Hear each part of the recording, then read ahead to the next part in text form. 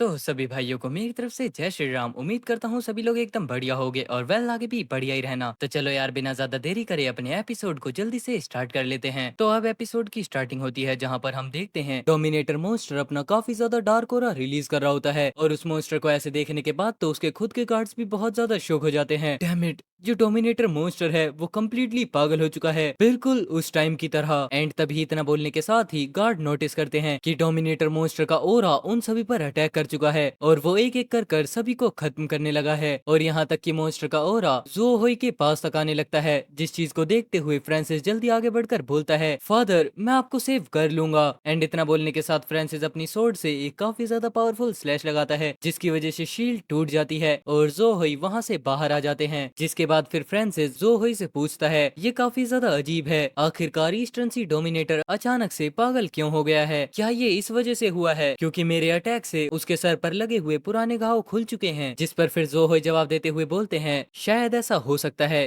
कि उसकी injuries triggered होने की वजह से उसे अपनी पुरानी मेमोरीज याद आ गई हैं, वो यादें जो इसने तुम्हारी मदर के साथ ईस्टर्न सी के लैब में बिताई थी। लेकिन अब यहाँ पर ये बात सुनने के बाद फ्रांसिस पूछता है, फादर क्या आपका मतलब ईस्टर्न सी डोमिनेटर और मेरी मदर की यादों से है? जिस पर फिर ज़ोहोई बताते हैं, फ्रांसिस ईस्टर्न सी डोमिनेटर एक बदनसीब छोटा सा जीव है, अगर अब तुम कुछ कर सकते हो तो बस इसे जल्दी से खत्म कर दो, इसे इस तरीके से और मत तड़पने दो। जिसके बाद इसकी बाकी की सारी बातें मैं तुम्हें बाद में बता दूंगा। जहाँ इतना सुनने के बाद फिर फ्रांसिस बोलता है, ठीक है तो फिर मैं ऐसा ही करता हूँ। लेकिन वहीं पर दूसरी ही तरफ हम देखते हैं मोस्टर अभी भी काफी ज्यादा गुस्से में अपनी उन सभी पुरानी मेमोरीज को याद कर रहा होता है और अब मोस्टर को ऐसा करते हुए देख फ्रांसिस जल्दी से अपनी सोर्ड से एक और स्लैश लगाते हुए ड्रैगन पर अटैक कर देता है। जिसके बाद फिर फ्रांसिस का वो स्ट्राइक जाकर डोमिनेटर मोस्टर के ओरा से टकराता है, लेकिन तभी हम देखते हैं फ्रांसिस का अटैक डोमिनेटर मोस्टर के ओरा को कुछ भी नहीं कर पाता। जिस चीज को देखने के बाद फ्रांसिस थोड़ा परेशान होते हुए बोलता है, उसका वो पावरफुल डिफेंस काफी ज्यादा ट्रिकी है। लेकिन तभी अचानक से अपना ग्रेग बाहर निकल जाता है, जिसे देखने के बाद फिर फ्रांसिस बोलता है, लिटिल गाय क्या तुम्हारे पास कोई आइडिया है? और अब इतना पूछने के साथ ही फ्रांसिस काफी ज्यादा स्पीड में आगे बढ़ना स्टार्ट कर देता है। तो फिर चलो ठीक है, अब हम इसे तुम्हारे तरीके से करेंगे। अब यहाँ पर अपना फ्रांसिस जैसे जैसे आगे बढ़ना स्टार्ट करता है, फ्रांसिस का ओरा गोल्ड कलर में कन्वर्ट होने लगता है। लेकिन तभी अचानक से मांगा में सबसे बड़ा ट्विस्ट आता है और अपना छोटा सा ग्रे एग एक बीस्ट फॉर्म में आ जाता है, जहाँ पर हम उसके रियल स्ट्रेंथ का अंदाजा लगा सकते हैं क्योंकि उसके जस्ट सामने जो ड्रैगन है वो ग्रे एग के साइज को बिल्कुल भी टक्कर नहीं दे पाता। एंड यहाँ पर ग्रे एग बिना ज्यादा टाइम वेस्ट करे ओरा को रिलीज करता है, जिसकी वजह से मोस्टर का ध्यान थोड़ा सा भटक जाता है और ज़ोहोई भी उस ओरा को फील करते हुए बोलते हैं, आखिरकार वहाँ पर चल क्या रहा है? लेकिन तभी वापस से अपना सीन शिफ्ट होता है फाइट के ऊपर, जहाँ पर ड्रैगन बहुत ज्यादा शौक होते हुए बोल रहा होता है, ये ओरा आखिरकार ये किस तरीके का है? लेकिन वहीं दूसरी ही तरफ फ्रांसिस बिना ज्यादा टाइम वेस्ट करे एक और पावरफुल स्ट्राइक को तैयार करते हुए ड्रैगन पर अटैक करने के लिए आगे आ जाता है। तो चलो अब इसे करते हैं। एंड इतना बोलने के साथ ही जैसे ही फ्रांसिस ड्रैगन के ऊपर अटैक करता है, जिसके बाद फिर हम देखते हैं फाइनली इस बार ड्रैगन काफी ज्यादा हर्ट होता है और फिर वो बोलता है, मैंने बिल्कुल भी एक्सपेक्ट नहीं किया था कि मेरा एंड मिस जिंग के बेटे के हाथ से होगा। खैर ये मिस जिंग को मेरी दूसरी जिंदगी देने के लिए चुकाने का एक तरीका है। लेकिन अब वहीं पर ड्रैगन की इस बात को सुनने के बाद फ्रांसिस सामने से क्वेश्चन करते हुए पूछता है, क्या मेरी मदर ने तुम्हें दूसरी जिंदगी दी? आखिरकार इसका क्या मतलब है? कहीं ऐसा तो नहीं? लेकिन तभी हम देखते हैं अचानक से ये बात रुकती है और ज़ोहोई बात को आगे कंटिन्यू करते हुए बोलते हैं, हाँ एक तरह से जो ये ईस्टर्न सी डोमिनेटर था ये तुम्हारी मदर ने ही क्रिएट किया था। जहाँ पर इतना सुनने के बाद फ्रांसिस वापस से पूछता है, क्या मदर ने कोई डोमिनेटर लेवल का मोस्टर बनाया?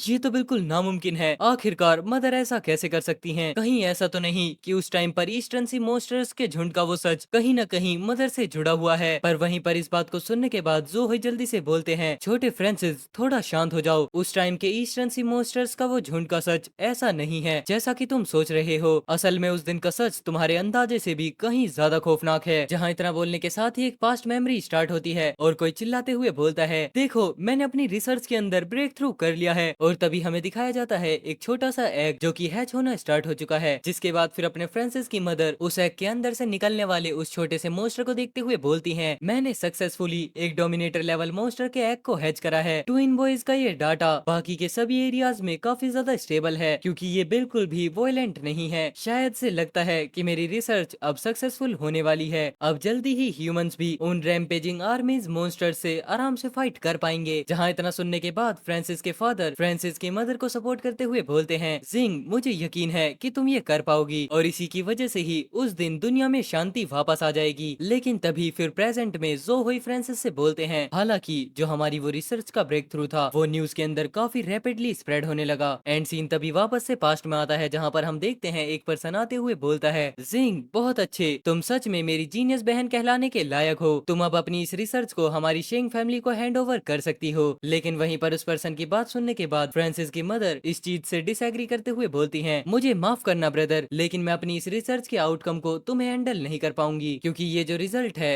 वो इंसानों का है, जिसकी वजह से मैं इसे जिया कंट्री को देने के लिए जा रही हूँ। लेकिन वहीं पर इस बात को सुनने के बाद सामने खड़ा हुआ पर्सन गुस्से से बोलता है, सिस्टर अगर तुम ऐसा करोगी तो तुम मुझे बहुत ज्यादा परेशान करने वाली हो। एंड तभी इतना बोलने के साथ ही हम देखते हैं उस लेबोरेटरी के अंदर बहुत बड़ा धमाका होता है, जिसकी वजह से फ्रांसिस की मदर को भी बहुत ज्यादा इंजरीज होती हैं। और उसके बाद फिर वो ईस्टर्न सी डोमिनेटर मोस्टर से बोलती हैं, लिटिल गाय जल्दी से यहाँ से भागो और तुम मेरे इस एम्बिशियस ब्रदर के हाथ बिल्कुल भी मत लगना, तुम्हें जरूर से जिंदा रहना होगा। एंड तभी इतना सुनने के बाद ही हम देखते हैं मोस्टर को, जहाँ पर इस अटैक की वजह से मोस्टर के सर पर भी एक इंजरी हो जाती है और उसकी आंखों में भी फ्रांसिस की मदर को ऐसे देखते हुए आंसू आने लगते हैं। और इसी के साथ अपना एक एपिसोड खत्म होता है। अब बढ़ते हैं नेक्स्ट वाले एपिसोड की तरफ को। सो वेल अब हमारे नेक्स्ट एपिसोड की स्टार्टिंग होती है, जहाँ पर हम देखते हैं और अब बोलना शुरू करता है अपना ईस्टर्न सी डोमिनेटर मोस्टर, जहाँ पर वो बोलता है, लैब से भागने के बाद मैं सीधा ईस्टर्न सी सिटी के बाहर मोस्टर की उसी जगह पर आ गया जो यही है। मैं यहाँ पर बहुत जल्दी ही बड़ा हो गया और एक डोमिनेटर बन गया, जहाँ फिर कुछ टाइम के बाद मैंने एक मोस्टर के झुंड को भड़का दिया और हाँ, यही ईस्टर्न सी मोस्टर्स का स्वॉर्म था। खैर उस टाइम पर मैं खूंखार गुस्से से भरा हुआ था और बस मेरे दिमाग में एक ही चीज थी, मैं ईस्टर्न सी सिटी, अपनी यादों और हर चीज को खत्म कर देना चाहता था और इन सभी को मिस जिंग के साथ दफन करना चाहता था। और अब यहाँ पर मोस्टर की इन सभी बातों को सुनने के बाद फ्रांसिस जोहोई से बोलता है, फादर क्या इसने जो कुछ भी बोला है क्या वो सब कुछ सच है? जहाँ इस चीज का जवाब देते हुए जोहोई बताते हैं, हाँ इसने जो कुछ भी कहा वो सच है, क्योंकि उस टाइम की सच्चाई बिल्कुल यही है और जो तुम्हारी मदर थी वो अपने ही एम्बिशियस भाई के हाथों खत्म हो गई। लेकिन फ्रांसिस तुम, और इतना बोलने के साथ ही जैसे ही जोहोई फ्रांसिस को देखते हैं वो देखते हैं कि फ्रांसिस काफी ज्यादा गुस्से में आ चुका होता है। अच्छा तो ये मेरी मदर के डेथ का ट्रुथ है जिसका नाम है शेंगेन। एंड इतना बोलने के साथ ही अपना फ्रांसिस काफी ज्यादा इंटेंस हो रहा रिलीज करने लगता है, जिसे देखने के बाद जोहोई चिल्लाकर बोलते हैं, अरे नहीं फ्रांसिस अपने कंट्रोल को लूज कर रहा है, फ्रांसिस थोड़े काम डाउन हो जाओ। लेकिन वहीं पर हम देखते हैं फ्रांसिस पूरा आउट ऑफ कंट्रोल हो जाता है और वो काफी ज्यादा गुस्से में आ जाता है। लेकिन तभी बीच में अचानक से एंट्री करता है अपना ग्रेग, जो कि अपने अंदर से काफी ज्यादा एनर्जी को रिलीज करने लगता है। एंड तभी सिस्टम पर एक नोटिफिकेशन पॉपअप होता है, टिंग सिस्टम ने मास्टर्स की मेंटल हेल्थ को लॉस करते हुए डिटेक्ट किया है, रेजोनेंस लिंक का सेडेशन ये एक्टिवेट होता है। और तभी अचानक से हम देखते हैं फ्रांसिस का ऑरा पूरे तरीके से दब चुका है, क्योंकि अपने छोटे से ग्रेग ने फ्रांसिस को कंट्रोल कर लिया होता है। और ग्रेग को अपने कंधे पर देखने के बाद फ्रांसिस बोलता है, लिटिल गाय मैंने तुम्हें परेशान कर दिया, मैं अब ठीक हूँ, मुझे माफ कर देना। लेकिन तभी हम देखते हैं अचानक से ड्रैगन की आंखें अपने ग्रेग पर अटक जाती हैं,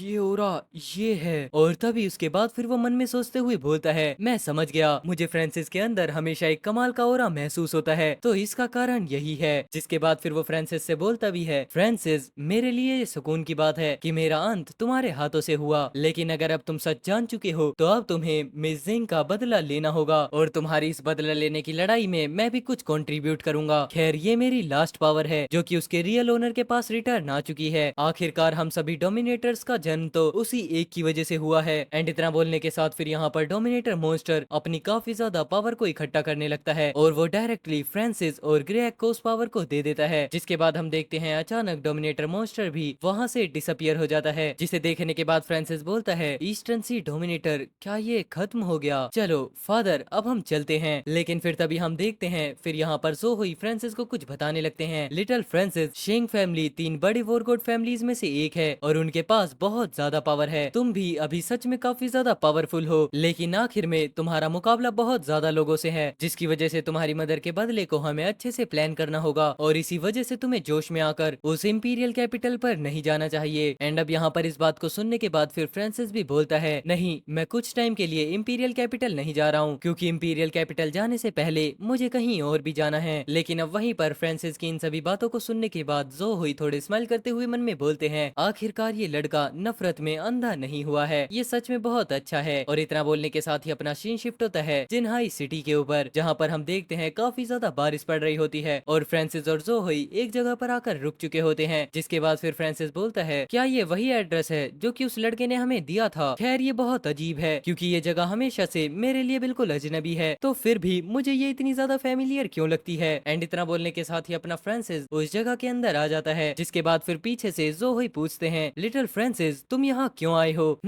अब जब मैं सोचता हूँ जिनहाई सिटी में तुम्हारे बचपन का घर यहीं से बहुत ज्यादा पास है, लेकिन अब यहीं पर ये बात सुनने के बाद फ्रांसिस पीछे मुड़ते हुए पूछता है, फादर क्या मैं बचपन में जिनहाई सिटी में रहता था? आखिरकार मुझे इनमें से कुछ भी याद क्यों नहीं है? जिस पर जोहोई जवाब देते हुए बोलते हैं, तुम तब बच्चे थे इसलिए ये नॉर्मल है कि तुम्हें याद ना हो। तुम्हारी मदर की रिसर्च लैब जिनहाई सिटी में है, तुम यहाँ कुछ टाइम के लिए रहे थे, वो भी तब जब तुम 3 से 4 साल के थे। लेकिन अब यहाँ पर जोहोई की ये बात सुनने के बाद फ्रांसिस समझ जाता है, जरूर से मेरी मेमोरीज के साथ कुछ गड़बड़ है। आखिरकार उस टाइम पर जिनहाई सिटी में मेरे साथ असल में क्या हुआ था? अब अपना फ्रांसिस यहाँ पर ये सब कुछ सोच ही रहा होता है, लेकिन तभी अचानक से हम देखते हैं सामने की तरफ एक अजीब पर्सन को, जो कि बोल रहा होता है, फ्रांसिस मुझे तुम्हें इसके बारे में बताने दो, उस टाइम पर जिनहाई सिटी में जो कुछ भी तुम्हारे साथ हुआ था उसके बारे में। और अब सामने वाले पर्सन को देखने के बाद फ्रांसिस समझ जाता है। जिसके बाद फिर वो बोलता है, मिस्टर क्यूफई आखिरकार आप यहाँ पर क्यों हैं? एंड यहाँ पर इस बात को सुनने के बाद क्यूफई बोलते हैं, फ्रांसिस मुझे फॉलो करो, जल्दी ही अब तुम पास्ट के ईयर्स के सच को जान जाओगे। और इतना बोलने के साथ ही यहाँ पर क्यूफई एक अंडरग्राउंड जगह को ओपन कर देते हैं। फ्रांसिस मैं तुम्हें असल में 10 साल से भी ज्यादा समय पहले से जानता हूँ। 10 साल से भी पहले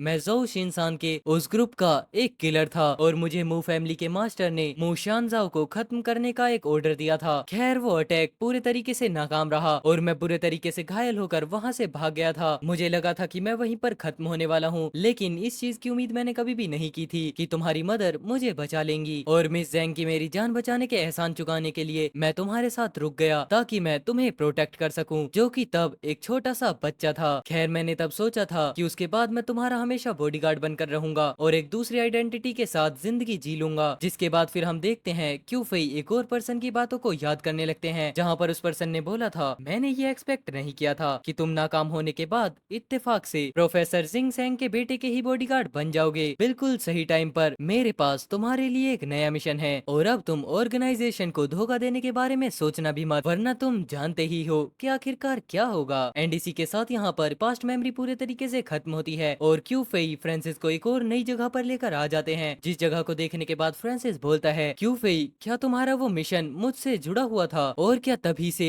मेरी जो मेमोरी थी वो खत्म हो गई? जहाँ पर इस चीज को सुनने के बाद फिर क्यूफई बोलते हैं, उस टाइम पर जो कुछ भी हुआ था वो सभी कुछ इस गेट के पीछे है। जब तुम इस गेट को खोलोगे तो तुम्हें पता चल जाएगा कि तब क्या हुआ था। अब यहाँ पर अपने सामने गेट को देखने के बाद फ्रांसिस बोलता है, इस गेट के ऊपर एनिमल स्ट्राइप्स के पैटर्न्स बने हुए हैं। ये गेट आखिरकार यहाँ पर मॉन्स्टर रिल्म का डोर क्यों है? और तभी हम देखते हैं अचानक से वेब्स किंग बाहर निकलते हुए बताने लगता है, ये बिल्कुल इम्पॉसिबल है। मॉन्स्टर रिल्म के गेट तो या तो कोई मॉन्स्टर किंग या फिर कोई डोमिनेटर लेवल का मॉन्स्टर ही उसे बना सकता है। अगर कोई एक डोमिनेटर लेवल का मॉन्स्टर किंग जिनहाई सिटी में घुसता तो जरूर से एक बहुत बड़ी बैटल हो जाती। आखिरकार वो इतनी ज्यादा शांति से इस मॉन्स्टर के दुनिया के दरवाजे को कैसे बना सकता है? रुको, यहाँ पर एक और पॉसिबिलिटी है, क्या ये हो सकता है कि मास्टर? और इतना बोलने के साथ ही हम देखते हैं हमें यहाँ पर अपने क्यूट से ग्रे एग को दिखाया जाता है। और एंड वेल इसी के साथ हमारी आज की वीडियो खत्म होती है। आई होप आपने वीडियो को काफी ज्यादा एंजॉय किया होगा। अगर एंजॉय किया है तो प्लीज वीडियो को लाइक कर देना, चैनल पर नए हो तो चैनल को सब्सक्राइब कर देना। चलो मैं मिलता हूँ आपसे कल 2 नए और एपिसोड्स के साथ, तब तक के लिए take care, good bye and जय श्री राम सभी भाइयों को।